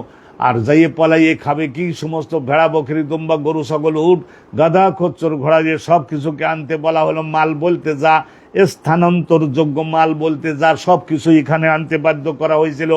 এই জন্য রাসূলুল্লাহর বাহিনীর হাতে এই সমস্ত কোনো হাঙ্কি ফাঙ্কি চলে না। আল্লাহ নবীর সাহাবাগণ যখন শেষ দিকে লড়াই, যখন আনান নাবিয়ুনা কাযিবি আনা ইবনু আব্দুল মুত্তালিবি বলে রাসূলুল্লাহ যখন হুঙ্কার দিলেন, প্রথমে একটু অস্থিরতা হয়েছিল। সেটা ইনশাআল্লাহ তাআলা বাবু গজওয়াতে হুনাইন কিতাবুল মাগাজিতে যখন আলোচনা করব তখন বিস্তারিত বলবো। ওই সময়ে যখন আবার আক্রমণ করলেন, আলহামদুলিল্লাহ রাব্বিল আলামিন 5,000 ফেরেশতা আল্লাহ নাজিল করে দিলেন। ফেরেশতা নাজিল হয় এটা কলবের হাল অনুপাত হয়ে থাকে। যদি ইসলামকে বিজয়ী করবার জন্য জীবন প্রাণ দিয়ে শহীদ হতে সবাই আগ্রহী হয়ে যায়, তৎমুহূর্তে ফেরেশতারা গণে বলেন, আমরা দূরে না, আমরা আপনাদের কাছে আছি। সঙ্গে সঙ্গে প্রায় 8,000-এর মতো এই হুনাইনের যুদ্ধে কাফের মিলিটারি তারা সকলে পরাজিত হয়ে ভাগরে ভাগ এমন দৌড়ানো শুরু করে দিল, এমন দৌড় দেওয়া তারা শুরু করে দিয়েছে। এবং সঙ্গে সঙ্গে এই সমস্ত এলাকা, 10 মাইল এলাকার মধ্যে এই সমস্ত ছড়ানো ছিটানো ছিল, সব কিছু মুসলমানগণের কবজা হয়ে গেল, আর সব বন্দী হয়ে গেল। প্রায় এই ধরনের 6,000 মিলিটারি শুধু বন্দী হইল যারা লড়াই করেছে, আর 2,000-এর মতো বা 1,500-এর মতো তারা ভাগে তায়েফের মধ্যে ঢুকে যেতে সক্ষম হয়েছিল। পরবর্তীতে রাসূলুল্লাহ সাল্লাল্লাহু আলাইহি ওয়াসাল্লাম আবার দ্বিতীয়বার হুনাইনের যুদ্ধের পরে আবার গজওয়ায়ে তায়েফও অভিযান করলেন এবং তাদেরকেও চূড়ান্তভাবে পরাজিত করে ওখান থেকে পূর্ব দিকে কমপক্ষে 1 লক্ষ বর্গ মাইলের এলাকা পর্যন্ত রাসূলুল্লাহ নিরাপদ করেছিলেন। জেহাদের আলোচনা চলছে, সেই জন্য আমি আপনাদের সকলের উদ্দেশ্যে একটু হালকা একটু টাচ দেওয়ার মতো দিতেছি। শুধু কেবল আদাদা হাজিল ওদা রাসূলুল্লাহ সব তো বিলাইয়ে দিয়েছিলেন। আর মদিনার যারা আসছেন যারা, তারা সকলে বললেন, হুজুর আহত হলাম আমরা, রক্ত ঝরল আমাদের, শহীদ হলাম আমরা, আর মালসামানা পাওয়ার বেলায় সমস্ত এই দেশের লোকেরা সবাই পেয়ে গেল। একজনকে 100 উট দিলেন, 50টা করে উট দিলেন। কারণ বড় বড় গোত্রের দলপতি তারা, তাদের কলিজাগুলো যদি জয় করে নিতে পারি তাহলে তারা বলে রাজা বাদশাহ কাকে বলে, মুহাম্মদের মতো পৃথিবী কালজয়ী রাজা বাদশাহ দেখে নাই। এমন বড় কলিজা 50টা উট দিয়ে দেয়, একটা আঙ্গুলের তুড়িতে দিয়ে দেয়। অনুরূপভাবে এই ধরনের কাউকে 300 উট পর্যন্ত দিলেন, 500 ছাগল পর্যন্ত দিলেন, 1000 ভেড়া দিয়ে দিলেন, এইরকম ভাবে দিয়ে দিলেন।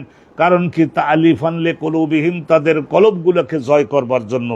আল্লাহর নবীর মতো এত বড় দৈহিক শক্তিতে শক্তিশালী, এত বড় বড় দানশীল আর জগতে কেউ নাই। রাসূলুল্লাহ সাল্লাল্লাহু আলাইহি ওয়াসাল্লাম এখানে বললাম কান আলী আদাদা হাযিল ইদা, ওই জায়গায় ছোট ছোট বাবলা গাছ, ওই এলাকা আমি দেখেছি, ওই এলাকায় ওই ধরনের ছোট ছোট বাবলা গাছ, মানুষের দেহের সমান উঁচু লক্ষ লক্ষ বাবলা গাছ, কণ্টক বিশিষ্ট একটা গাছ আমরা বাবলা গাছ বলে বলতেছি, অন্য জাতের গাছও হতে পারে, কিন্তু কাটা সেগুলিতে আসেই। রাসূলুল্লাহ তখন লোকজনেরা এটা চায় সেটা চায়, মাল চায়। রাসূলুল্লাহ বললেন, ও হে তোমরা দুশ্চিন্তা করো না, এ তো 8ম হিজরি, আরো তো টাইম আছে। রসুলুল্লাহকে গ্রহণ করো, ইসলামকে গ্রহণ করো। কত টাকা তোমাদের দরকার? সৌদি আরবের নাগরিক, তাইপের নাগরিক একজন। বর্তমানে আমি তাদের একজনকে জিজ্ঞাসা করেছিলাম, বাপ তোমার তেজারাত তুমি করো বললে আনা সাহেবত তেজারা, তো তোমার কি তেজারাত আছে? তো তখন সে বললো যে হুজুর আনা আস্তারি আল ফানা দেখ, আমি এই হোটেল কিনি আর ব্যবসা করি। তো আমি যে কম মিনাল ফানা দেখি জাতো খামসাতে নজম, এই ধরনের 5 স্টার হোটেল তোমার কয়টা আছে? তো তখন সে বললো যে হুজুর আমি সৌদি আরবের মধ্যে মধ্যম টাইপের, আমার কাছে, সে বলল যে আমার কাছে এই 200 মতো 5 স্টার হোটেল আছে, হোটেলের হুজুর খরচাও আছে, ব্যবসাও করি, আমেরিকায় আছে, ইংল্যান্ডে আছে। ওই আমারে বলছিল তোমাদের বাংলাদেশের মধ্যে কয়টা আছে 5 স্টার আছে, রেডিমেড যেগুলি আছে 5টা 4টা যাই আছে আমার কাছে বেছে দিতে বলো, তারপরে তোমরা আমি নগদ টাকা দিয়ে দিব এবং পরবর্তী তোমরা আবার বানাইয়ে নিবা। আল্লাহ রাব্বুল আলামিন তাদের এমন বড় বড় জিনিস দিয়েছেন রসুলকে গ্রহণ করবার কারণে। লাউকান আলী আদাদা হাযিল ইদা, এই কাঁটাওয়ালা গাছ যেগুলি দেখো, এই কাঁটাওয়ালা গাছগুলির সংখ্যা যত, এই পরিমাণের সংখ্যা যদি আমার কাছে উট থাকতো, গাধা খচ্চর ঘোড়া ভেড়া বকরি দুম্বা গরু মহিষ আর উট এগুলি যদি থাকতো, না আম লা কাসামতুহু বাইনাকুম, তাইলে অবশ্যই আমি একটাও আমার কাছে রাখতাম না, আমি তোমাদের সকলের মাঝে ভাগ বন্টন করে দিতাম। কি পরিমাণে বড় মহাদাতা আল্লাহর নবী ছিলেন। সুম্মাল্লাহ তাজিদুনি, অতঃপর এত সব দেওয়ার পরেও তারপরে তোমরা আমাকে পাইবা না বকিলান, কৃপণতা করে মাল নিজের কাছে রেখে দিছি। নবী রসুলগণের তিনি দলপতি ওয়ালা কাজুবান। আর নবী করিম সাল্লাল্লাহু আলাইহি সাল্লাম তিনি বললেন যে আমি আমার কাছে কোনো জিনিস থাকার পরও নাই, এই কথা তো আর বলবো না। কাজুবান, এই মিথ্যা আমার জীবনে তো আর মিথ্যা নাই। ওয়ালা জাবানান, আর এই ধরনের ভীরু এবং কাপুরুষ যারা হয়, যারা ভীরু হয় কাপুরুষ হয়, তারা যুদ্ধের ময়দানে শত্রু দেখলে পিছিয়ে যায়। আমি জীবিত থাকি, আমার জীবিত থাকা দরকার ভবিষ্যতে ভালো ভূমিকা পালনের জন্য। আমাদের দেশ মুসলিম বিশ্বের রাজা বাদশারা যেরকম করে, এই ধরনের করে করতে করতে ইহুদি নাসারার এই ধরনের অধীন হয়ে গেছে মুসলমান জাতির। ওরে কি ধরনের মহাবিপদ! তাহলে এখান থেকে বোঝা গেল সাহসী হতে হবে, সাহসী হতে হবে, অনুরূপভাবে দানশীল হতে হবে। হযরতে খালেদ বিন ওয়ালিদ, ওনার একটু প্রশংসা করে একজন কবি, ওই যুগের শ্রেষ্ঠ একজন কবি, একটা কাব্য লিখে মানুষের মাঝখানে ছেড়ে দিছিল। সেই জন্য হযরতে খালেদ বিন ওয়ালিদ, অবশ্যই এইটা হযরতে ওমর শক্ত করে ধরে ফেলছিলেন, যে তার 60,000-এর মতো রৌপ্য মুদ্রা এইরকম ভাবে বিরাট বস্তা ছুঁড়ে মেরে দিলেন। কবি, আপনার সম্মান দিলাম, ভালো করে গবেষণা করুন আর ইসলামের সৌন্দর্য তুলে ধরুন। তাইলে এই ধরনের মুসলমানগণ এই ধরনের দানশীল ছিলেন। আর একটা নতুন বাব শুরু করছে, বাবন মায়ুতা আউ আজমিনাল যৌবন। যৌবন মানে ভীরুতা, কাপুরুষ, সাহস না থাকা, ভয়ে ভীত থাকা। এর থেকে বাঁচবার জন্য আল্লাহর আশ্রয় প্রার্থী হতে হবে, যাতে করে ভয় ভীতি কলবের থেকে চলে যায়, সাহসী যাতে আল্লাহ সাহস যাতে দান করেন। তো এইটা একটা বিরাট জিনিস। আচ্ছা, এই বাপটাও আমরা একটু পড়ে নিই, তারপরে অন্য আলোচনায় যাই। ভালো করে ধরবেন। হাদাসানা মুসা ইবনে ইসমাঈল ইমাম বুখারী রশিদ তারুস আবু আওয়ানা তার আব্দুল মালিক ইবনে উমায়ের তার উস্তাদ আমর ইবনে মাইমুন আল আউদি, তার উস্তাদ উনি বলছেন কলা, এই যে আমর ইবনে মাইমুন আল আউদি উনি বলেন যে কানা সাদুন ইউআল্লিমু বানিহি, হযরতে সাদ ইবনে আবি ওয়াক্কাস, হযরতে সাদ ইবনে আবি ওয়াক্কাস, ভালো করে তো আশারায়ে মুবাশশারা তাদের 10 জনের মধ্যে একজন। সাদ ইবনে আবি ওয়াক্কাস ইউআল্লিমু বানি, উনি ওনার ছেলেদেরকে উনি শিক্ষা দিতেন, ফরজ নামাজের পরে শিক্ষা দিতেন। হাউলাইল কালিমাত, ওই বাক্যগুলি, ওই শব্দগুলি, কামা ইউআল্লিমুল মুআল্লিমু, যেমন নাকি একজন শিক্ষক শিক্ষা দেয়। আল গেলমান, ছোট ছোট বাচ্চাদেরকে, আল কিতাবাতা, এইভাবে লেখো, এইভাবে পড়ো, এইভাবে উচ্চারণ করো, এটা একটু টানো, এটা একটু ছোট করো, টান দিও না। ইয়াকুলু, এবং উনি বলতেন ইন্না রাসূলুল্লাহি কানা ইয়াতাআওয়াযু মিনহুন্না, এই দোষগুলির কবল থেকে বাঁচবার জন্য রাসূলুল্লাহ সাল্লাল্লাহু আলাইহি ওয়াসাল্লাম সব সময়ের জন্য নামাজের পরে আল্লাহর কাছে সাহায্য চাইতেন। দুবুরাস সালাত, ফরজ নামাজের পরে। সেই দোষগুলি কি, দুর্বলতাগুলি কি? আল্লাহুম্মা ইন্নী আউযু বিকা, আয় আল্লাহ রাব্বুল আলামিন, নিশ্চয় আমি আপনার নিকটে সাহায্য চাই, মিনাল জুবনে, ওই ভয়ভীতি আর সাহসের শূন্যতা থেকে, আউযু বিকা আন উরাদ্দা ইলা আরজালিল উমর, আল্লাহ রাব্বুল আলামিন তোমার কাছে বাঁচতে চাই যাতে করে আমি ওই শেষ জীবনে বয়সটা যাতে খুব বেশি হয়ে যায়, দুর্বল হয়ে যায়, নিজে উঠতে পারি না, পেশাব মলত্যাগের জন্য একটা প্রয়োজনীয় জিনিস নিজের কাজ নিজে না করতে পারি, এরকম দুর্বলতম অপমানজনক বয়সে আমি যেতে চাই না, ওর থেকে আমার আগেই নিবা। ও আউযু বিকা মিন ফিতনাতিদ দুনিয়া, জগতে ইসলামের আমল আখলাকে ক্ষতি সাধনকারী, যে সমস্ত বিপর্যয় সৃষ্টিকারী, ভুল বোঝাবুঝি তৈরি করে, ফিতনাতুদ দুনিয়া। অনুরূপভাবে আউযু বিকা মিন আযাবিল কবর, এই দেখছেন, মিন আযাবিল কবরে ফাহাদাসতু বিহি মুসআবান, উনি বলছেন যে এইগুলি হযরতে সাদ ইবনে আবি ওয়াক্কাস ওনার ছেলেদেরকে শিখাতেন। তো হযরতে আমর ইবনে মাইমুন আল আউদি উনি বলছেন যে আমি এই সমস্ত কথাগুলি ওই যে হযরতে সাদ ইবনে আবি ওয়াক্কাসের এক ছেলে ছিল না, মুসআব, ওই মুসআবের কাছে বললাম যে মুসআব, আপনার বাপে কি আপনাদের এইগুলি শিখাতেন? তো বলে হ্যাঁ, এইগুলি শিখাতেন। বলতেন যে এইগুলি যাতে আমাদের মধ্যে না হয়, আমাদের মধ্যে না থাকে, আল্লাহ যেন না রাখেন।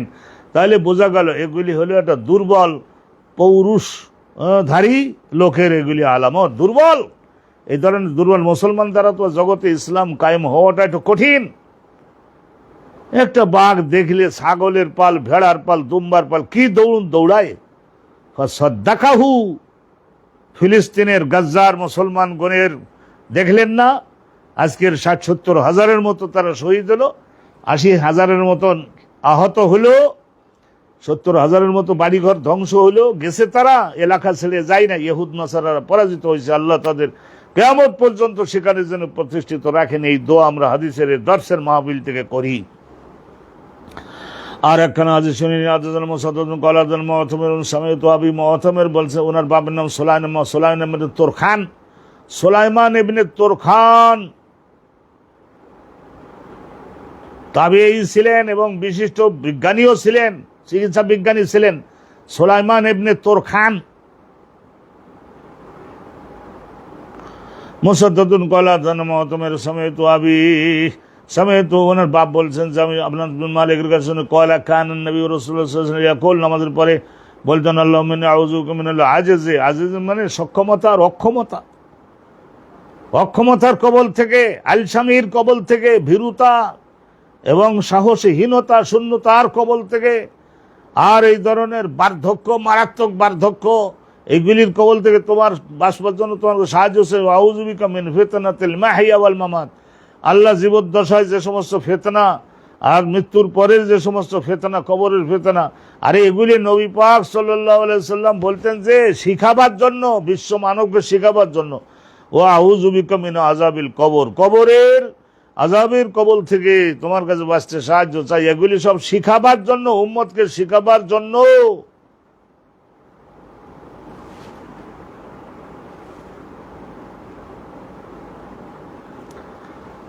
বিসমিল্লাহির রহমানির রহিম। আর একখানা বাব শুরু করছে, বাবুল মান হাদাসা বিমাশাহিদিহি ফিল হারব।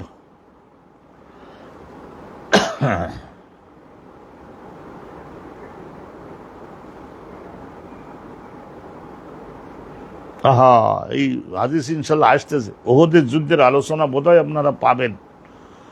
সুবহানাল্লাহ ওয়া বিহামদিহি, ওহদের যুদ্ধের দিনে মান হাদাসা বিমাশাহিদিহি ফিল হারব, যুদ্ধের মাঠে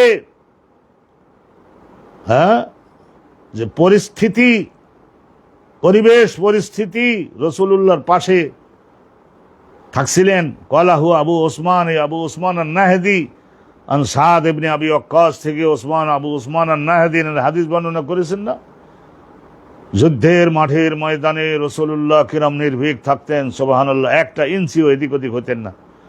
হাদানা কুতাইবা ইবনে সাঈদ قال حدثنا حاتم عن محمد بن يوسف عن الصاحب ابن يزيد قال সাহেব ইবনে ইয়াজিদ বলেন সাহেবতু তালহা ইবনে উবাইদুল্লাহ, ওই আশারায়ে মুবাশশারা 10 জনের একজন না, তালহা বিন উবাইদুল্লাহ, সাদ ইবনে আবি ওয়াক্কাস, এই দুইজন। আর মেকদাদ ইবনে আল আসওয়াদ এই আর একজন, কিন্তু ইনি আশারায়ে মুবাশশারার মধ্যে বোধহয় পড়ে নাই। মেকদাদ ইবনে আল আসওয়াদ এটা আনসারি মদিনার। মেকদাদ ইবনে আল আসওয়াদ, সুবহানাল্লাহ, মেকদাদ ইবনে আসওয়াদের উপরে একটা বক্তব্য আপনাদের এক সময় শোনাবো, আশারায়ে মুবাশশারার মধ্যে না, কিন্তু মেকদাদ ইবনে আল আসওয়াদের একখানা হাদিস শোনাবো আপনাদেরকে। আব্দুর রহমান ইবনে আউফ ইনিও ছিলেন। ফামা সামাইতু আহাদান মিনহুম, তাদের মধ্যে একজনকেও শুনি নাই, ইউহাদ্দিসু আন রাসূলিল্লাহ, রাসূলুল্লাহ সাল্লাল্লাহু আলাইহি ওয়াসাল্লাম যুদ্ধের মাঠের ময়দানে আল্লাহর নবী কিভাবে ভূমিকা পালন করতেন সে বিষয়ে কেউ বয়ান করেন নাই।